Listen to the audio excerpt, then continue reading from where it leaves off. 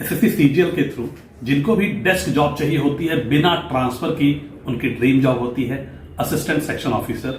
और मेरे साथ बैठे हुए हैं शुभम असिस्टेंट सेक्शन ऑफिसर हैं, मिनिस्ट्री ऑफ फाइनेंस में फिलहाल वर्किंग है। आज बात करेंगे इनसे, जानेंगे भाई बड़ी ही पावरफुल मिनिस्ट्री है इनकी, और जो मिनिस्टर्स जो सेंट्रल मिनिस्टर हैं फाइनेंस की, उनको सभी आप लोग जानते ही हैं। अभी अभी बजट लेके आई थी, तो बात करेंगे शुभम से कि क्या जॉब प्रोफाइल है इनकी, सैलरी कितनी मिलती है, मतलब ज्वाइन करते ही पहली सैलरी कितनी आई थी, कितने साल में आपका प्रमोशन आता है, और फिर फर्दर प्रमोशंस क्या हैं, टोटल कितनी मिनिस्ट्रीज हैं, क्या मैं अपनी मन की मिनिस्ट्री पा सकता हूं अगर चाहूं तो, और फिर कितने साल में मिनिस्ट्रीज चेंज होती हैं।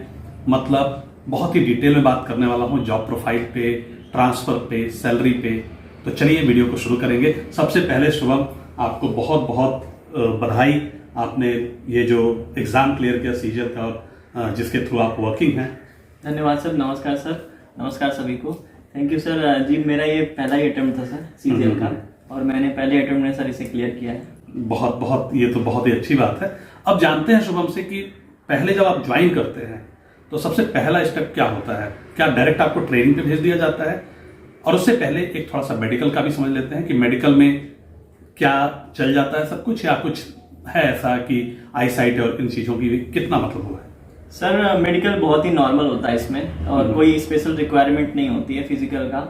बस आपको बेसिकली ब्लड टेस्ट वगैरह होता है, आई टेस्ट का होता है, मगर ऐसा कुछ रिक्वायरमेंट नहीं है कि ये आई टेस्ट, क्योंकि आर्मी वगैरह का तो है नहीं है। तो बस ऐसे ही नॉर्मल मेडिकल टेस्ट होता है आपको सभी डॉक्टर के यहाँ। जैसे मैं गोरखपुर का रहने वाला हूँ सर, तो हमारे यहाँ पे मेडिकल सर्टिफिकेट का आपको ऑनलाइन आ जाता है कि आपको यहाँ से मेडिकल सर्टिफिकेट आप करवा लीजिए, या तो आप दिल्ली आ जाइए करवाने के लिए, वो अच्छा, आपको आपको हॉस्पिटल रिकमेंड कर देंगे, या तो आप अपने शहर से ही जो भी मेडिकल कॉलेज है वहाँ से सीएमओ से साइन करवा करके फिर आपको पर्टिकुलर अलग अलग चेकअप्स कराने होते हैं, जैसे कि एक्सरे वगैरह होता है, ईसीजी होता है, तो अलग अलग कराने होते हैं, और आप वहां से मेडिकल करवा लीजिए, फिर उसको ऑनलाइन जो है अपलोड कर दीजिए, और साथ में वो जो कॉपी आपकी बनेगी उस पर जिसपे साइन होता है सीएमओ का और स्टैंप वगैरह होती है, वो आप सेंड कर दीजिए यहाँ पर सीएसएस में। तो मेडिकल बहुत ही सिंपल होता है, बिल्कुल भी इसमें डरने की कोई जरूरत नहीं है। मुझे भी बहुत ही डर लग रहा था कि अगर कहीं थोड़ी सी कुछ प्रॉब्लम हो गई या ऐसा कुछ ब्लड टेस्ट में निकल गया, या तो इसमें ऐसी कोई भी प्रॉब्लम नहीं होती। बहुत ही सिंपल मेडिकल टेस्ट होता है। ओके, मतलब मेडिकल बहुत सिंपल होता है, और जो पूरा आपका मेडिकल होता है उसका जो कंक्लूजन होता है उस पर सीएमओ साइन कर देता है, उसको आप ले आके अपने डिपार्टमेंट में दे देते हैं। बिल्कुल बिल्कुल सर, इसमें एकदम घबराने वाली कोई बात नहीं है। ठीक, तो अब मान लीजिए हमने ज्वाइन कर लिया, तो क्या सुना है कि इसकी जो ट्रेनिंग है वो बड़ी इंटरेस्टिंग होती है, बड़े लोग मतलब ट्रेनिंग का बड़ा ही क्रेज है इसका, तो मतलब तुरंत ट्रेनिंग भेजते हैं या कितने दिन बाद आप ट्रेनिंग पे भेजे जाते हैं? सर हाँ सर, इसकी ट्रेनिंग ही बेस्ट पार्ट था, जिसकी वजह से मैंने इसे ज्वाइन किया था सर। क्या बात है, क्या बात है। तो इसकी सर जो ट्रेनिंग होती है वो भारत दर्शन ट्रेनिंग है, मतलब इसीलिए इसको सर मिनी आईएएस वाली ट्रेनिंग भी कहते हैं। ट्रेनिंग पे डिटेल में बात करेंगे अलग से वीडियो में। यस सर, अभी इसमें बात करेंगे कि तुरंत ट्रेनिंग पे जाना है या कितने दिन बाद? तो सर मुझे तो पहले यही लग रहा था कि इसमें शायद तुरंत ही ट्रेनिंग पे जाते हैं, बट ऐसा नहीं हुआ यहाँ पर। तो ट्रेनिंग के कई पार्ट्स होते हैं सर। हमारे यहाँ जो पहले जो ट्रेनिंग होती थी सर, वो 3 महीने की लगभग होती थी। उसमें भारत दर्शन का भी होता था, जो 15 दिन का भारत दर्शन होता था, और विलेज अटैचमेंट भी होता था 1 हफ्ते का, जहाँ पे सभी लोग जाते थे और विलेज अटैचमेंट होता था। तो अभी सर ऐसा कर दिया है कि जो ट्रेनिंग पीरियड है वो बढ़ा करके 2 साल कर दिया गया है, जिसमें कि शुरू में 15 दिन की ट्रेनिंग हुई है, फिर प्री फाउंडेशन ट्रेनिंग हुई है 3 महीने की, फिर ऑन दी जॉब ट्रेनिंग है, मतलब आप जॉब के साथ साथ ट्रेनिंग करेंगे। तो इस तरह से हुआ है। अभी तक हम लोग का भारत दर्शन नहीं हुआ है, बट भारत दर्शन होगा सर जल्दी, ऐसी उम्मीद है। हम लोग डिपार्टमेंट में बात कर रहे थे कि भारत दर्शन हम लोग को कराना चाहिए, क्योंकि जैसा कि कोविड हट रहा है तो उसमें बकायदा फ्लाइट से घूमने को मिलता है, सुना है मैंने। बहुत बढ़िया ट्रेनिंग होता है सर, उसमें काफी अच्छा 4 स्टार रूम्स वगैरह भी होते हैं, मिलता है। अच्छा, मतलब 4 सितारा होटल में रुकने की सुविधा। हाँ, बिल्कुल बिल्कुल सर। तो इसका भारत दर्शन ही बेस्ट पार्ट है सीएसएस का, तो इसीलिए सब लोग यही कहते हैं कि अगर ट्रेनिंग बढ़िया है तो भारत दर्शन ही है, मतलब सीएसएस में ही बढ़िया है। क्या बात है, क्या बात है। अच्छा, ये तो हो गई ट्रेनिंग के बाद। ट्रेनिंग मतलब आपने बताया खैर लंबी चलनी है, तो मतलब इसका मतलब ये है कि आप ज्वाइन कर लेंगे, काम सीखते रहेंगे, है ना? हाँ सर। ट्रेनिंग पहले तो ये था कि हम लोगों की ट्रेनिंग ऐसी हुई कि वर्चुअल ट्रेनिंग हम लोग की हुई है, तो काम सीखते मतलब अभी मगर ऐसा हो गया है कि ऑन दी जॉब ट्रेनिंग में काम भी करते हैं हम लोग, और हफ्ते में 1 दिन की ट्रेनिंग हम लोग की होती है। ओके। तो मतलब लंच के बाद वाली सेशन में हो जाती है सर, 2 टाइम। हाँ, वो चलती रहेगी ट्रेनिंग, अलग अलग काफी स्पेशलाइज्ड ट्रेनिंग हो रही है हम लोग की, अलग अलग सेक्टर वाइज ट्रेनिंग होती है। तो ट्रेनिंग काफी अच्छी है, काफी कुछ सीखने को मिला सर उसमें अलग अलग फील्ड के। तो कितने टोटल मिनिस्ट्रीज कितनी हैं जिनके थ्रू सीएसएस में पोस्टिंग हो सकती है? अच्छा, एक चीज तो क्लियर कर सकते हैं ना कि ये जो पोस्टिंग है सिर्फ और सिर्फ दिल्ली में ही आप रहेंगे जीवन भर? हाँ सर, ये तो आप क्लियर कर सकते हैं कि आप सिर्फ दिल्ली में रहेंगे। और मिनिस्ट्रीज का आपने पूछा सर, तो टोटल 45-46 मिनिस्ट्रीज हैं, एग्जैक्टली मुझे नहीं याद है, बट 45-46 मिनिस्ट्रीज है, इसमें अलग अलग डिपार्टमेंट्स भी हैं। तो ये है कि इसमें यहीं पर दिल्ली में ही रहते हैं, मगर अगर आपको डिप्यूटेशन पे कहीं जाना है तो आप जा सकते हैं, लगभग 7-8 साल बाद आप अप्लाई कर सकते हैं, तो आप जा सकते हैं सर। ठीक है। तो हमें क्या मिनिस्ट्री हम अपने मन से चूज करते हैं, रैंक के आधार पे मिलती है या रैंडम अलॉट होती है? सर मिनिस्ट्री का काफी कंफ्यूजन था मुझे भी, पहले ये हो रहा था कि रैंडमली मिलेगी ऐसा कुछ, बट नहीं, ऐसा नहीं है। आपको जब आपका मेडिकल वगैरह हो जाता है, तो जब आप मेडिकल वगैरह करा लेंगे तो उसके बाद आपको मिनिस्ट्री प्रेफरेंस की लिस्ट आती है। अच्छा। उसमें सारे मिनिस्ट्रीज के नाम लिखे होते हैं। जैसे हमारा फाइनेंस था तो उसमें फाइनेंस नहीं लिखा था, डिपार्टमेंट ऑफ एक्सपेंडिचर लिखा था। अच्छा। हाँ, तो बड़ा कंफ्यूजिंग था। हाँ, बहुत कंफ्यूजिंग था, मतलब समझ में नहीं आ रहा था कि ये एक्सपेंडिचर क्या होता है डिपार्टमेंट। तो मगर एक्सपेंडिचर बाद में पता चला हाँ फाइनेंस ही होता है। तो और इस तरह से और भी डिपार्टमेंट्स के आते हैं, काफी अच्छे अच्छे डिपार्टमेंट्स होते हैं, तो आपको प्रेफरेंस वाइज फिल करना होता है। तो जैसे भी आप प्रेफरेंस वाइज फिल करेंगे तो वो रैंक के बेसिस पर ही आपको मतलब अलॉट होगी सर। अच्छा, मतलब हमारी रैंक के आधार पर हमें मिनिस्ट्री मिल जाती है। हाँ, लेकिन उसका तो बहुत फर्क नहीं, क्योंकि फिर मैंने सुना है मिनिस्ट्री कुछ साल बाद चेंज हो जाती है। हाँ सर, मिनिस्ट्री चेंज हो जाती है, पर फर्क पड़ जाता है। जैसे कि शुरू में अगर आप ज्वाइन कर रहे हैं, तो अगर शुरू में आपको आपके मन लायक मिनिस्ट्री मिल गई, पहले तो मैं बताना चाहता हूँ कि कोई मिनिस्ट्री खराब नहीं होती। कुछ लोग ऐसा सोचते हैं कि होम मिनिस्ट्री अच्छी है या फिर यही अच्छी है, ऐसा नहीं है। कई मिनिस्ट्री ऐसे हैं जिसको लोग नहीं प्रेफर कर रहे होते, बट वो बहुत अच्छी मिनिस्ट्री है, मेरे फ्रेंड्स उसमें काम करते हैं, तो ऐसी बात नहीं है। और इसमें क्या होता है कि शुरू में आपको जो भी मिनिस्ट्री मिल गई ना, वो डिपेंड करता है कि आप क्या सीखोगे उसमें। और मिनिस्ट्री में भी सेक्शंस होते हैं सर, जैसे कि मैं फाइनेंस की बात करूँ, उसमें 6 डिपार्टमेंट्स हैं। तो आप किस डिपार्टमेंट के किस सेक्शन में जा रहे हैं वो डिपेंड करता है। जैसे मैं अभी एयर कस्टम्स में हूँ, तो मेरा काम बेसिकली एयरपोर्ट से रिलेटेड, कस्टम क्लियरेंस से रिलेटेड है। तो यहाँ पर मुझे मतलब कुछ और सीखने को मिल रहा है। बाकी कोई अगर है एडमिन में है, या फिर किसी और लैंड कस्टम्स में है, या फिर किसी और डिपार्टमेंट में, इनकम टैक्स ऑडिट में है, तो वो अलग नॉलेज गेन करेगा। तो ये होता है, ये अच्छी बात लगती है सीएसएस की मुझे, कि आपको अलग अलग फील्ड में सीखने को मिलता है। एक तो अलग अलग सेक्शंस आपके अपने मिनिस्ट्री के अंदर हो गए, और फिर जब मिनिस्ट्री चेंज होगी तो एक टोटली डिफरेंट टाइप का, बिल्कुल फाइनेंस एक अलग ही समझ रहे हैं आप डील करता है, होम अलग डील करेगा, तो मतलब काफी वो है, वैरायटी है। जैसे मतलब हाँ, मुझे भी ऐसा लगा था कि बोर्डम है ऐसा, मतलब मोनोटोनस। हाँ, मोनोटोनस। देखिए वर्क अगर मैं बात करूँ डेली लेवल पे, तो मोनोटोनस तो लगेगा ही, ऑब्वियसली, ठीक है, क्योंकि आपके यहाँ डेस्क जॉब है। अगर आप किसी फील्ड जॉब से कंपेयर करेंगे एक्साइज वगैरह से, तो हाँ डेली लेवल पे मोनोटोनस लगेगा। बट ओवरऑल की जब मैं बात करता हूँ कि जो सीखने को मिलता है, जैसे कि अभी मैं एयर कस्टम्स में हूँ, ठीक है, कुछ समय बाद मेरा मतलब मान के चलिए अगर 3 साल बाद मेरा सेक्शन चेंज हो जाएगा, तो कोई और सेक्शन हो जाएगा मेरा, जैसे कि एडमिन हो सकता है, या लैंड कस्टम्स हो गया, या फिर इनकम टैक्स हो गया, या कुछ भी, तो मैं उसकी नॉलेज लूंगा। फिर सेक्शन, और फिर उसके बाद फिर मिनिस्ट्री चेंज हो जाएगी, और उससे पहले भी सेक्शन चेंज हो सकता है। कोई ऐसा हार्ड फास्ट रूल नहीं है कि ऐसा ही होने पर ही मिनिस्ट्री सेक्शन चेंज होता है। तो सेक्शन तो इंटरनल थिंग है, वो कभी भी चेंज हो जाए कोई दिक्कत नहीं, लेकिन मिनिस्ट्री कितने दिन में चेंज होती है? सर पहला मिनिस्ट्री है सर 7 साल में चेंज होती है। अच्छा। हाँ, पहली बार जब आपको मिनिस्ट्री में काम करना पड़ेगा, उसके बाद सर 3 साल पे भी चेंज करा सकते हैं, चेंज होती रहेगी। मतलब कि आप लाइफ टाइम में 4-5 मिनिस्ट्री 6 मिनिस्ट्री तक आप घूम लेंगे। और यहाँ से आप सर आप कैबिनेट सेक्रेटेरिएट में भी जा सकते हैं। यहाँ से फिर अगर आपका परफॉर्मेंस अच्छा है, आप पीएमओ में भी जा सकते हैं। अच्छा, ये ऑप्शन है? यस, बिल्कुल है, पीएमओ में भी आप जा सकते हैं। तो फिर वो मिनिस्ट्री से अलग हो जाता है उसका, बट वो तो और भी मतलब अलग ही फील्ड हो गया। फिर आप पीएमओ में बैठ रहे हैं और कैबिनेट सेक्रेटेरिएट में बैठ रहे हैं, और वहाँ काफी मेहनत रहेगी, मतलब वहाँ आपको काम बहुत ही ढंग से करना पड़ेगा। क्या कहते हैं? हाँ, वहाँ पर तो पूरा काम तो वैसे हर जगह करना पड़ता है, बट वहाँ पे थोड़ा सा जिम्मेदारी बढ़ जाती है आपकी। पर वहाँ के अलग पक्ष हैं। जैसे आप पीएमओ में काम करते हो तो आप प्राइम मिनिस्टर साहब से आप मिल सकते हैं, ऐसा है। तो वहाँ पे उस तरह का अलग है। आप कैबिनेट सेक्रेटेरिएट में तो आप उस तरह की फाइल से डील करेंगे, तो हमारे यहाँ है तो अलग फाइल से डील करेंगे, तो इस तरह से है। तो ऐसा नहीं कि ऐसा मोनोटोनस है, ऐसा नहीं है। अगर आपको कुछ और करते रहना है, मेरे कहने का मतलब ये कि अगर आप सीएसएस के साथ कुछ और भी करना चाहते हैं, जैसे आपका कोई पैशन है, तैयारी करना चाहते हैं, पैशन है आप पे, तो वो कर सकते हैं। यहाँ पे बहुत बहुत अच्छा है, एनवायरनमेंट भी बहुत अच्छा है, काफी अच्छे लोग हैं यहाँ पर। अच्छा, ऑफिस कहाँ है आपके दिल्ली में लोकेटेड? सर पहले तो मैंने सुना है कि वो राष्ट्रपति भवन के आसपास है। हाँ बिल्कुल सर, ये तो हमारे जॉब की सबसे अच्छी बात है सर। इस पे सर मतलब जब मैं सर वहाँ जाता हूँ, उस एरिया में जब जाता हूँ मैं, तो सामने राष्ट्रपति भवन है, फिर उसके बगल में नॉर्थ ब्लॉक, फिर साउथ ब्लॉक। तो वहाँ सर जा करके लगता है कि जितनी पढ़ाई की थी वो सब सर यहाँ पर मतलब वर्थ थी वो पढ़ाई, सफल हो गई वो पढ़ाई।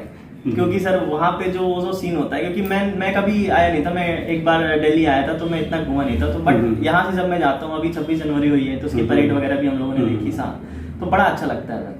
तो मेरा जो पोस्टिंग था पहले नॉर्थ ब्लॉक में ही था, जहाँ पर होम मिनिस्ट्री है, डीओपीटी है, मतलब department of personal and training है, और वो वाली जो कार्मिक जो मंत्रालय होता है वो वाला, और एक फाइनेंस भी है, और साउथ ब्लॉक में अलग डिफेंस वगैरह की मिनिस्ट्रीज हैं।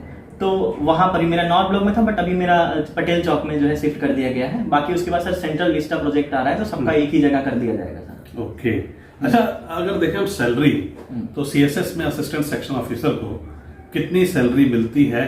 मैं पहली सैलरी की बात करूं तो सर सीएसएस में जो है एएसओ की सैलरी, मेरी जो पहली सैलरी आई थी वो 67,785 आई थी। क्या बात है, एकदम एग्जैक्ट याद है। हाँ सर, याद तो पहली सैलरी तो सबको याद रहती है। तो पहली सैलरी, और सर कहाँ खर्च किया ये भी याद है पूरा, कैसे पार्टी की मैं मदर के साथ अपने गया था। तो मतलब पहली सैलरी इतनी आई थी हमारी। उसके बाद सर 2 से 3 महीने के बाद सर सैलरी बढ़ गई, और हाँ अभी 69,066 आती है। मतलब ये तो इन हैंड आप बता रहे हो, हाथ में जो मिलती है आपको खर्च करने के लिए। Yes sir. लेकिन ग्रॉस सैलरी कितनी है sir? Gross salary sir NPS, उसका एनपीएस कटता है सर करीब 58-59 रुपए, मतलब 5900 करीब। मैं कह सकता हूँ कि आपकी सैलरी 75,000 प्लस? हाँ 75 प्लस है सर, 75 प्लस है। और सर डीए भी बढ़ता रहता है, हर 6 महीने में आपका डीए बढ़ जाता है 3%, तो आपकी सैलरी 1,500-2,000 बढ़ी जाती है। साल में आपकी 3-4 हजार सैलरी बढ़ जाती है अलग से। अच्छा, ये बात हो गई। अब हम आते हैं, मिनिस्ट्री एलोकेशन हमने देख लिया है ना, ठीक है। तो कुछ और आप बताना चाहें जॉब के बारे में? प्रमोशन एस्पेक्ट कैसे हैं, कितने दिन में कैसे कैसे प्रमोशन? पहले तो बहुत बढ़िया था प्रमोशन सीएसएस में, अभी थोड़ा सा मैंने सुना है कि स्लो हुआ है, क्योंकि रिक्रूटमेंट बहुत ज्यादा हुए है ना, लगातार बैचेस से। अभी प्रमोशन कैसा है? सर प्रमोशन की अगर मैं बात करूं तो प्रमोशन सीएसएस के अच्छे माने जाते थे पहले, बट सर काफी बल्क में पोस्टिंग हुई। उसके बाद सर प्रमोशन थोड़े से स्लो हो गए थे, तो अभी कोर्ट केसेस भी हुए थे। जैसे हम लोग एसओ हैं, तो उसके बाद एसओ के लेवल पे प्रमोट होने के लिए सर एलडीसीई का एग्जाम होता है। ओके। तो वो जो एग्जाम होता है ना, तो उसमें कुछ हो गया था, तो उसमें कोर्ट में केस चला गया था।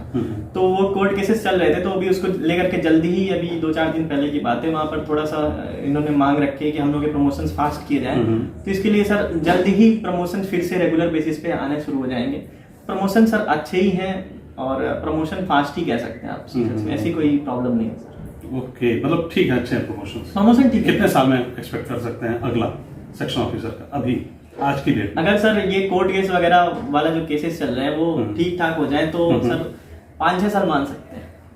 5-6 साल में। और आज की डेट अगर एलडीसी का एग्जाम क्लियर कर लिया तो आपने, और अगर आपने आज की डेट के अगर कोर्ट केसेस वगैरह क्लियर नहीं हुए तो सर हमारे यहाँ ऐसे भी है कि 2013 के बैचेस का अभी तक प्रमोशन नहीं हुआ है। 9 साल हो गए। हाँ, अभी तक नहीं हुआ है। तो वही मैं कह रहा हूँ, क्योंकि वो जैसे देखिए एक तरीका है प्रमोशन का, आप एलडीसी एग्जाम आप क्लियर कर लें तो फिर आप 5-6 साल में प्रमोट हो जाएंगे नॉर्मल बेसिस पे। और दूसरा तरीका है कि आप एग्जाम नहीं क्लियर करेंगे, ऐसे सीनियरिटी के बेसिस पे जाएंगे, तो फिर आपको ज्यादा टाइम लगेगा, 8-9 साल भी लग सकते हैं। पर वो तो क्लियर ही हो जाते होंगे, आपने सीजीएल निकाल लिया। जो सीजीएल निकाल लिया उसका तो क्लियर हो जाएगा, हो जाता है।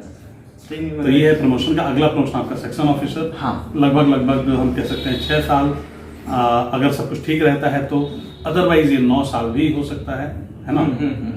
अगला प्रमोशन फिर उसके बाद सर एसओ, जैसे अभी हम लोग 4600 ग्रेड पेपर है, तो पहला जो प्रमोशन होगा 4800 ग्रेड पेपर होगा सेक्शन ऑफिसर। हाँ, सेक्शन ऑफिसर का। उसके बाद सर 4 साल बाद ऑटोमेटिक प्रमोशन हो जाता है, उसको क्या कहते हैं एग्जैक्टली मुझे टेक्निकल वर्ड याद नहीं आ रहा है।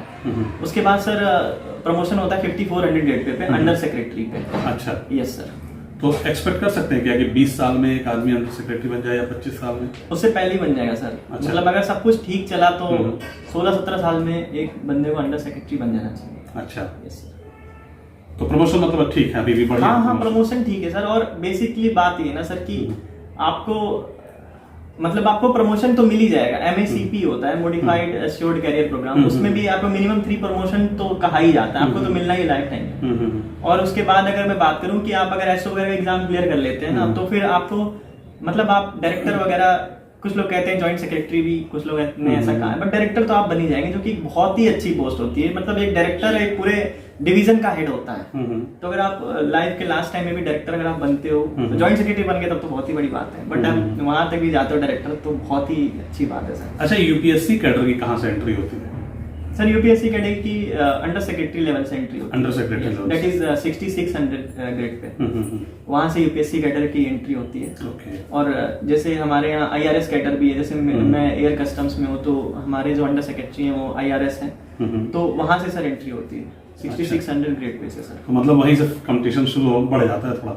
हाँ, मगर सर ऐसा नहीं है, हम लोग का सीसेस का एक अलग कोटा भी होता है, वहां से भी प्रमोशन होता है। ऐसी बात नहीं है कि सिर्फ वो लोग आ गए तो हम लोग की सीट ऐसे चली जाएगी, ऐसी बात नहीं है। रिजर्वेशन का अपना एक अलग रूल है, तो रिजर्वेशन इन प्रमोशन ऐसा करके, तो वहां पे सर यहाँ पे रिजर्वेशन का मतलब थोड़ा अलग है।